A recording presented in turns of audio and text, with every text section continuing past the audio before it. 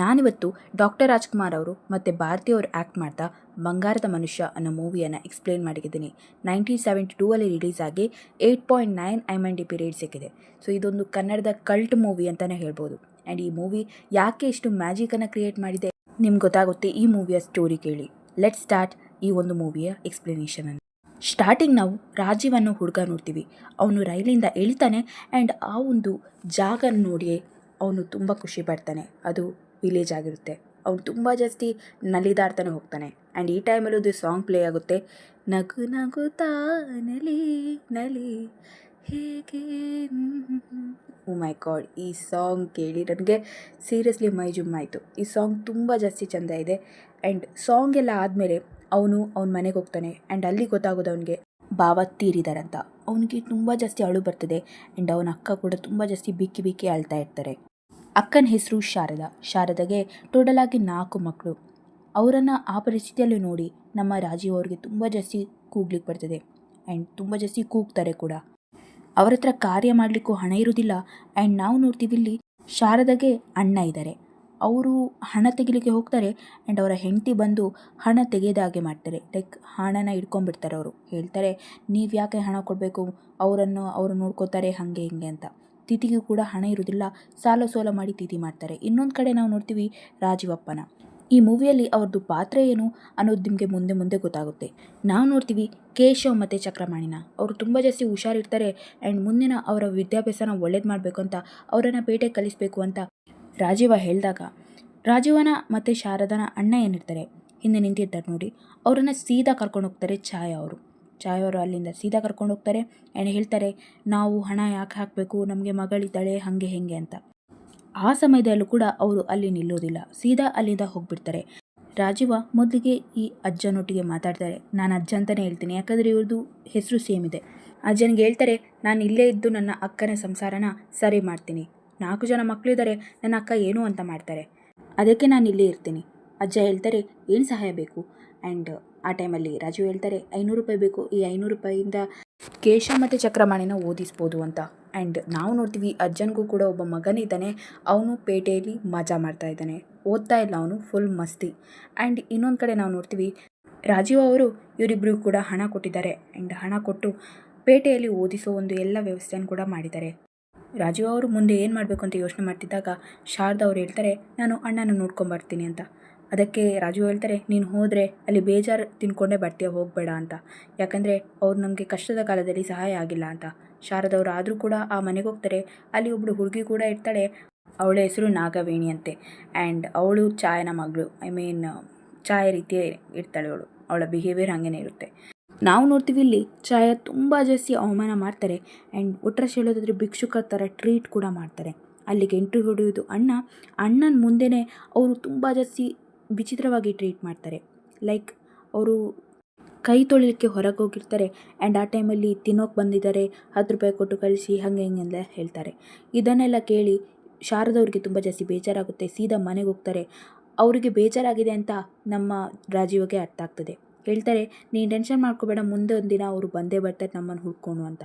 ನಾವು ನೋಡ್ತೀವಿ ಇಲ್ಲಿ ರಾಜೀವ್ ಅವರ ಒಂದು ಹೊಲನ ಕೇಳಿಕೊಂಡು ಆ ಒಂದು ಜಾಗಕ್ಕೆ ಬಂದಿರ್ತಾರೆ. ಆ್ಯಕ್ಚುಲಿ ಈ ಹೊಲ ರಾಜೀವ್ ಅವರ ಭಾವಂದು.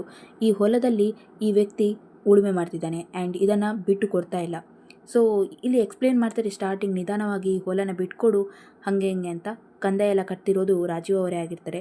ಆ್ಯಂಡ್ ಆ ಟೈಮಲ್ಲಿ ಅವ್ರು ಬಿಟ್ಕೊಡೋದಿಲ್ಲ, ಫೈಟಿಂಗ್ ಆಗುತ್ತೆ. ಆ್ಯಂಡ್ ಆ ಟೈಮಲ್ಲಿ ಅಜ್ಜ ಬರ್ತಾರೆ, ಎಕ್ಸ್ಪ್ಲೇನ್ ಮಾಡ್ತಾರೆ, ಈ ಒಂದು ಹೊಲಕ್ಕೆ ಕಂದಾಯ ಕಟ್ತಿರೋದು ಇವರು, ಈ ಒಂದು ಹೊಲನ ಬಿಟ್ಕೊಡು ಹಾಗೆ ಹಿಂಗೆ ಅಂತ. ಆ್ಯಂಡ್ ಈ ಒಂದು ವ್ಯಕ್ತಿ ಬಿಟ್ಟು ಕೊಡಲಿಕ್ಕೆ ಒಪ್ತಾನೆ. ನನಗೆ ಆ್ಯಕ್ಚುಲಿ ಈ ಒಂದು ಸೀನ್ ಏನಿದೆ ಒಪ್ಪಿಸೋದು ತುಂಬ ಜಾಸ್ತಿ ಖುಷಿ ಕೊಡ್ತು. ಟಾಪ್ ನಾಚ್ ಫೈಟ್ ಅಂತ ಹೇಳಲ್ಲ, ಸಿಂಪಲ್ ಫೈಟ್, ಅದು ನೋಡಲಿಕ್ಕೆ ತುಂಬ ಜಾಸ್ತಿ ಖುಷಿ ಕೊಡುತ್ತೆ. ಮತ್ತು ಸ್ವಲ್ಪ ದಿನ ಆದಮೇಲೆ ಉಳುಮೆ ಮಾಡಲಿಕ್ಕೆ ಎಲ್ಲ ರೀತಿಯ ಒಂದು ವ್ಯವಸ್ಥೆನ ಶುರು ಮಾಡ್ತಾರೆ. ಆ್ಯಂಡ್ ತುಂಬ ಚೆನ್ನಾಗಿ ಉಳುಮೆ ಮಾಡ್ತಾರೆ. ಮೊದಲಿಗೆ ಅವರಿಗೆ ತುಂಬ ಜಾಸ್ತಿ ಕಷ್ಟ ಆಗುತ್ತೆ, ಯಾಕಂದರೆ ಅವರು ಪೇಟೆಯಲ್ಲಿದ್ದವರು, ಅವರಿಗೆ ಉಳುಮೆ ಮಾಡಲಿಕ್ಕೆಲ್ಲ ಬರೋದಿಲ್ಲ.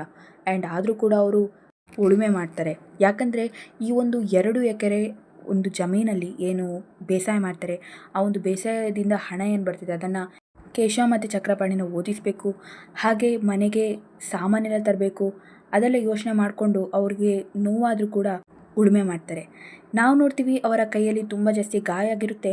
ಸೊ ಹಾಗಾಗಿ ಸರಸ್ವತಿ ಏನು ಮಾಡ್ತಾಳೆ ಅಂದರೆ ಲಕ್ಷ್ಮಿ ಅವರನ್ನು ಕಳಿಸ್ತಾರೆ. ಲಕ್ಷ್ಮಿ ಅವರು ಪಕ್ಕದ ಮನೆಯವರು, ಅವ್ರು ಬಂದು ಮದ್ದು ಹಚ್ತಾರೆ.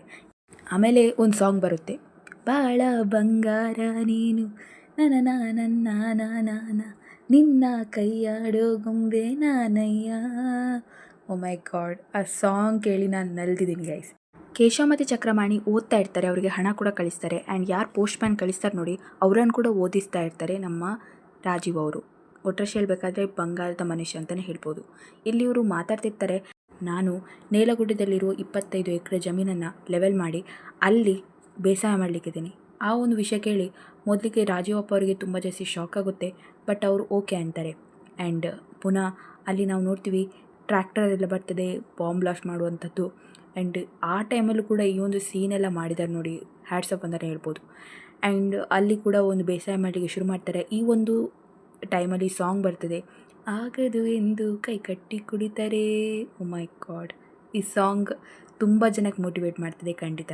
ನಾನು ಹೇಳ್ತೀನಿ ಗೈಸ್, ಈ ಮೂವಿಯಲ್ಲಿ ಡಬಲ್ ಹೈಲೈಟ್ ಆಗಿದ್ದು ಸಾಂಗ್ಸ್ಗಳು, ತುಂಬ ಅರ್ಥಪೂರ್ಣವಾದ ಸಾಂಗ್ಸ್.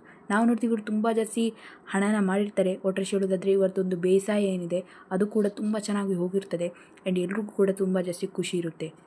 ಇಲ್ಲಿ ಲಕ್ಷ್ಮಿ ಮತ್ತು ಇವರ ಮಧ್ಯೆ ಒಂದು ಸಂಬಂಧ ಕೂಡ ಒಳ್ಳೆಯದಾಗಿ ಮೂಡ್ತಾ ಇರ್ತದೆ. ಇಬ್ಬರ ಮನಸ್ಸಲ್ಲೂ ಕೂಡ ಪ್ರೀತಿ ಇದೆ, ಆದರೆ ಹೇಳ್ಕೊತಿಲ್ಲ. ಆ್ಯಂಡ್ ನಾವು ನೋಡ್ತೀವಿ ಅಲ್ಲಿಗೆ ಇಬ್ಬರು ಬರ್ತಾರೆ, ಅಂದರೆ ಕೇಶವ ಮತ್ತು ಚಕ್ರಪಾಣಿ ಬರ್ತಾರೆ. ಯಾಕಂದರೆ ಇವರು ಫಸ್ಟ್ ಕ್ಲಾಸಲ್ಲಿ ಪಾಸ್ ಆಗಿರ್ತಾರೆ. ಒಬ್ಬ MSc ಮಾಡ್ತಾ ಇರ್ತಾನೆ, ಒಬ್ಬ MBBS, ಇನ್ನೊಬ್ಬ BA ಪೋಸ್ಟ್ ಮ್ಯಾನ್ ಇರ್ತಾನೆ ನೋಡಿ, ಅವ್ನು ಕೂಡ ಓದ್ತಾ ಇರ್ತಾನೆ. ಒಟ್ಟರೆ ಹೇಳೋದಾದರೆ ಎಲ್ಲರೂ ಕೂಡ ಖುಷಿಯಲ್ಲಿರ್ತಾರೆ. ನಾವು ನೋಡ್ತೀವಿ ಲಕ್ಷ್ಮಿಯ ಕೈಯನ್ನು ಲಕ್ಷ್ಮಿ ತಂದೆ ಬಳಿ ಕೇಳ್ತಾರೆ ರಾಜು ಅವರು, ನಾನು ನಿಮ್ಮ ಮಗಳನ್ನು ಇಷ್ಟಪಟ್ಟಿದ್ದೀನಿ, ಮದುವೆ ಆಗಲಿಕ್ಕಿದ್ದೀನಿ ಅಂತ. ಇಲ್ಲೊಂದು ಎತ್ತು ಓಡ್ಕೊಂಡ್ಬರ್ತಿರ್ತದೆ, ಲಕ್ಷ್ಮಿ ಅವರನ್ನು ಫಾಲೋ ಮಾಡ್ಕೊಂಡು ಬರ್ತಿರ್ತದೆ. ಆ್ಯಂಡ್ ಆ ಟೈಮಲ್ಲಿ ಒಬ್ಬ ವ್ಯಕ್ತಿ ಬಂದು ಅವರನ್ನು ಬಚಾವ್ ಮಾಡ್ತಾರೆ. ಆ್ಯಂಡ್ ನಾವು ನೋಡ್ತೀವಿ ಇಲ್ಲಿ ಲಕ್ಷ್ಮಿಯವರು ಊಟ ತಂದಿದ್ದಾರೆ ನಮ್ಮ ರಾಜು ಅವರಿಗೆ. ರಾಜು ಅವರು ಸ್ವಲ್ಪ ಫ್ಲರ್ಟ್ ಮಾಡ್ತಾರೆ ಆ್ಯಂಡ್ ಸ್ವಲ್ಪ ಮಕ್ಕರು ಕೂಡ ಮಾಡ್ತಾರೆ, ನೀನು ಯಾಕೆ ತಂದೆ ಹಾಗೆ ಹಿಂಗೆ ಅಂತ. ನನಗೆ ಜಾಸ್ತಿ ಕ್ಯೂಟ್ ಅನ್ನಿಸ್ತು ಈ ಸೀನ್. ಆ್ಯಂಡ್ ನಾವು ನೋಡ್ತೀವಿ ಪುನಃ ಒಂದು ಸಾಂಗ್, ಈ ಒಂದು ಸಾಂಗಲ್ಲಿರೋ ಸೀನ್ಸ್ಗಳು ಐಕಾನಿಕ್. ಈ ಸಾಂಗ್ ಕೂಡ ತುಂಬ ಚೆನ್ನಾಗಿದೆ, ನೀವು ತುಂಬ ಜಾಸ್ತಿ ಎಂಜಾಯ್ ಮಾಡಲಿಕ್ಕಿದ್ದೀರಾ. ರಾಜು ಅವರು ಒಂದು ಮನೆಗೆ ಬರ್ತಾರೆ ಆ್ಯಂಡ್ ಆ ಮನೆಯಲ್ಲಿ ಒಬ್ಬರು ಲೇಡಿ ಇರ್ತಾರೆ ಆ್ಯಂಡ್ ಒಂದು ಮಗು ಕೂಡ ಇರ್ತದೆ. ಯಾರ್ದು ಮಗು, ಆ ಲೇಡಿ ಯಾರು ಅಂತ ನಿಮಗೆ ಮುಂದೆ ಗೊತ್ತಾಗುತ್ತೆ. ರಾಜು ಅವರು ಪೇಟೆಗೆ ಬಂದು ಒಂದು ಹೆಂಗಸನ ಭೇಟಿ ಆಗ್ತಾರೆ ನೋಡಿ, ಶರಾವತಿ ಅಂತ. ಸೊ ಅವರಿಗೆ ಒಂದು ಮಗ ಕೂಡ ಇರ್ತಾನೆ. ಆ್ಯಂಡ್ ಅವರ ಒಂದು ಸಂಬಂಧನ ಏನೇನೋ ಕಲ್ಪನೆ ಮಾಡಿಕೊಂಡು ಪಕ್ಕದ ಮನೆಯವರು ಮಾತಾಡ್ತಾ ಇರ್ತಾರೆ. ಆ ಹೆಂಗಸು ನಿಜವಾಗ್ಲೂ ಯಾರು ನೋಡುವ. ನಾವು ನೋಡ್ತೀವಿ ಇಲ್ಲಿ ರಾಜು ಅವರು ಮಾತಾಡ್ತಾ ಇರ್ತಾರೆ ಅಜ್ಜನ ಜೊತೆ, ಹೇಳ್ತಾರೆ ಇಲ್ಲಿನ ಒಂದು ಬೇಸಾಯ ತುಂಬ ಚೆನ್ನಾಗಿದೆ. ಆ್ಯಂಡ್ ಆ ಟೈಮಲ್ಲಿ ರಾತ್ರಿ ಹೊತ್ತು ಅವರು ಆ ಒಂದು ತೋಟದಲ್ಲಿರುವಾಗ ಯಾರೋ ಅವ್ರಿಗೆ ಅಟ್ಯಾಕ್ ಮಾಡ್ತಾರೆ. ಅದು ಬೇರೆ ಯಾರೂ ಅಲ್ಲ, ಸ್ಟಾರ್ಟಿಂಗ್ ಹೊಲ ಇಟ್ಕೊಂಡಿದ್ರು ನೋಡಿ ಅವರೇ. ಅವ್ರು ಅಟ್ಯಾಕ್ ಮಾಡಿದ ಮೇಲೆ ಅಲ್ಲಿಗೆ ಅಜ್ಜ ಬಂದೆಲ್ಲ ಸಪೋರ್ಟ್ ಮಾಡ್ತಾರೆ, ಸಹಾಯ ಮಾಡ್ತಾರೆ. ಆ್ಯಂಡ್ ಇಲ್ಲಿ ರಾಜು ಅವರು ಹೇಳ್ತಾರೆ, ನಾವು ನಿಮಗೆ ಸ್ವಲ್ಪ ಜಮೀನು ಕೊಡ್ತೀವಿ. ಆ್ಯಂಡ್ ಈ ಟೈಮಲ್ಲಿ ಆ ವ್ಯಕ್ತಿಗೆ ತುಂಬ ಜಾಸ್ತಿ ಖುಷಿಯಾಗುತ್ತೆ. ಆ್ಯಂಡ್ ಈ ಒಂದು ಟೀಮ್ ಪುನಃ ಅಲ್ಲಿಗೆ ಬರ್ತದೆ, ಲೈಕ್ ಸಂಬಂಧ ಕೇಳಿಕೊಂಡು. ನನಗೆ ಸೀರಿಯಸ್ಲಿ ಈ ಸೀನ್ ಫನ್ನಿ ಅನ್ನಿಸ್ತು, ಯಾಕಂದರೆ ಅವ್ರು ತುಂಬ ಜಾಸ್ತಿ ಖುಷಿಯಲ್ಲಿರ್ತಾರೆ. ಫ್ರಿಜ್ಜೆಲ್ಲ ನೋಡ್ತಾರೆ. ನಾಗವಾಣಿ ಹೇಳ್ತಾರೆ ಈ ಮನೇನ ಬಿಟ್ಟು ಹೋಗಲಿಕ್ಕೆ ಮನಸ್ಸಿಲ್ಲ. ಛಾಯಾ ಹೇಳ್ತಾರೆ, ನಾಗವಾಣಿನ ನಿಮ್ಮ ಮಗ ಇಷ್ಟಪಟ್ಟಿದ್ದಾನೆ, ನಿಮ್ಮ ಮಗನ ನಾಗವೇಣಿ ಮದುವೆ ಮಾಡಿಬಿಡೋಣ. ಆ್ಯಂಡ್ ನಾವಿಲ್ಲಿ ನೋಡ್ತೀವಿ ಎಲ್ಲರೂ ಕೂಡ ಒಪ್ಪಿದ್ದಾರೆ ಈ ವಿಷಯಕ್ಕೆ. ಆ್ಯಂಡ್ ಮದುವೆ ಕೂಡ ಆಗುತ್ತೆ, ಅದು ಕೂಡ ತುಂಬ ಜಾಸ್ತಿ ಅದ್ಧೂರಿಯಾಗಿ. ಆ್ಯಂಡ್ ಮದುವೆ ಆದಮೇಲೆ ನಿಮಗೆ ಗೊತ್ತೇ ಇರ್ಬೋದು ಯಾವ ರೀತಿ ಸಿಚುವೇಶನ್ ಕ್ರಿಯೇಟ್ ಆಗುತ್ತೆ ಅಂತ. ಇಲ್ಲಿ ಕೇಶವ್ ಅವರು ತನ್ನ ಹೆಂಡತಿ ಗುಲಾಮನೇ ಆಗಿರ್ತಾರೆ. ಸ್ಟಾರ್ಟಿಂಗೇ ನಾವು ನೋಡ್ತೀವಿ ಒಂದು ದೊಡ್ಡ ಹೋಟೆಲಲ್ಲಿ ಅವರಿಬ್ಬರು ಕೂಡ ಊಟ ಮಾಡ್ತಾ ಇದ್ದಾರೆ. ಅಜ್ಜನ ಮಗ ಬೇಜಾರಲ್ಲಿ ಕೂತಿದ್ದಾಗ ರಾಜು ಅವ್ರು ಬಂದು ಸಮಾಧಾನ ಮಾಡ್ತಾರೆ, ಮನೆ ಕರ್ಕೊಂಡು ಹೋಗ್ತಾರೆ. ಆ್ಯಂಡ್ ಅಜ್ಜನಿಗೂ ಹೇಳ್ತಾರೆ, ನಿಮ್ಮ ಮಗನಿಗೆ ನೀವು ಯಾಕೆ ಈ ರೀತಿ ಮಾಡ್ತೀರಾ, ಅವ್ನು ಪಾಪ ಇದ್ದಾನೆ ಹಾಗೆ ಹಿಂಗೆ ಅಂತ. ಕೊನೆಗೆಲ್ಲ ಸರಿಯಾಗುತ್ತೆ, ದ್ವಾರಕೀಶ್ ಸರ್ ಕೂಡ ಒಳ್ಳೆಯವರಾಗ್ತಾರೆ. ನಾವು ನೋಡ್ತೀವಿ ಇಲ್ಲಿ ಲಕ್ಷ್ಮಿ ಮತ್ತು ನಮ್ಮ ರಾಜೀವ್ ಅವ್ರಿಗೆ ಫೈನಲಿ ಮದುವೆ ಆಗುತ್ತೆ, ಅದು ಕೂಡ ತುಂಬ ಜಾಸ್ತಿ ಸಿಂಪಲ್ ಆಗಿ. ನಿಮಗೆ ಇಲ್ಲಿ ಕ್ಲಿಯರಾಗಿ ಗೊತ್ತಾಗುತ್ತೆ ನಾಗವೇಣಿಯ ಗಂಡ ಕೇಶವ್ ತುಂಬ ಜಾಸ್ತಿ ದೊಡ್ಡ ಗುಲಾಮ್ ಆಗಿದ್ದಾನಂತ. ನಾವು ಇವರಿಬ್ಬರು ಮಾತಾಡ್ತಾ ಹೋಗ್ತಾ ಇರ್ತಾರೆ. ಆ್ಯಂಡ್ ಆ ಟೈಮಲ್ಲಿ ಒಬ್ಬರು ಎಂಟ್ರಿ ಹೊಡಿತಾರೆ, ಹೇಳ್ತಾರೆ ಫಸಲೇನಿದೆ ಅದನ್ನು ಅರ್ಧ ಮಾಡಬೇಕು ಅಂತ.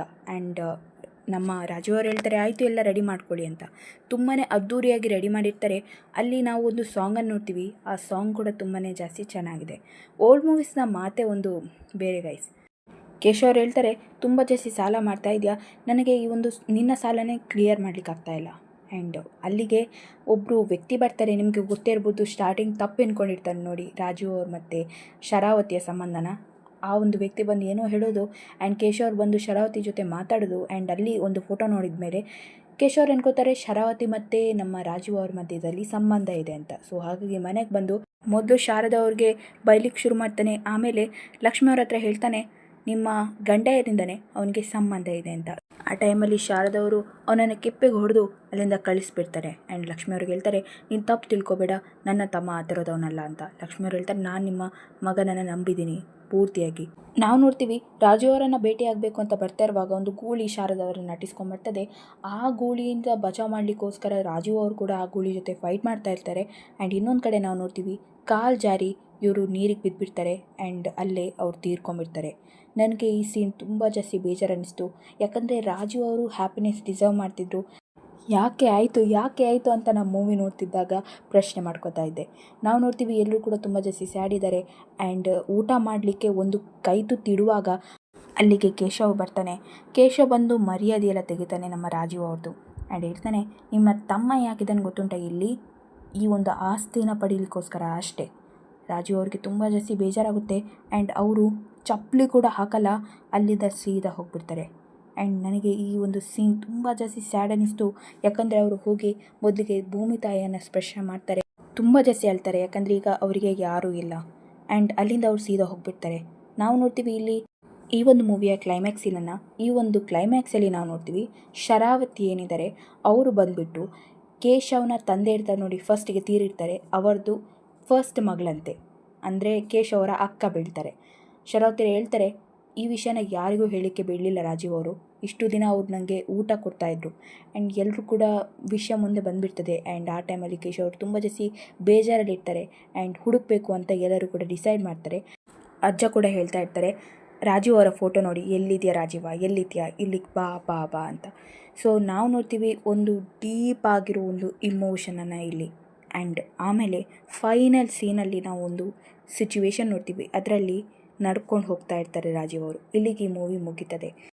ಈ ಮೂವಿ ಮ್ಯಾಜಿಕನ್ನು ಕ್ರಿಯೇಟ್ ಮಾಡಿದೆ ಗೈಸ್. ಆ ಟೈಮಲ್ಲೂ ಈಗಲೂ ಕೂಡ ಈ ಮೂವಿಯ ಸಾಂಗ್ ಈಗಲೂ ಕೂಡ ಐಕಾನಿಕ್. ಈ ಮೂವಿಯಲ್ಲಿರೋ ಡೈಲಾಗ್ ಈಗಲೂ ಕೂಡ ಮನೆ ಮಾತಾಗಿದೆ.